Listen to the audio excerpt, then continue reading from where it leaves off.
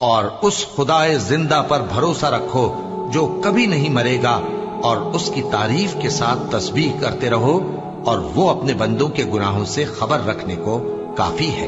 وہی جس نے آسمانوں اور زمین کو اور جو کچھ ان دونوں کے درمیان ہے 6 دن میں پیدا کیا، پھر عرش پر جلوہ افروز ہوا۔ وہ جو رحمان یعنی بڑا مہربان ہے، تو اس کا حال کسی باخبر سے دریافت کر لو۔ اور جب ان کفار سے کہا جاتا ہے کہ رحمان کو سجدہ کرو، تو کہتے ہیں اور رحمان کیا ہوتا ہے؟ کیا جس کے لیے تم ہم سے کہتے ہو ہم اس کے آگے سجدہ کریں؟ اور وہ اس بات سے اور بدکتے ہیں۔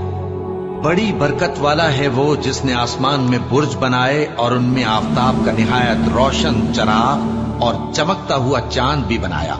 اور وہی تو ہے جس نے رات اور دن کو ایک دوسرے کے پیچھے آنے جانے والا بنایا۔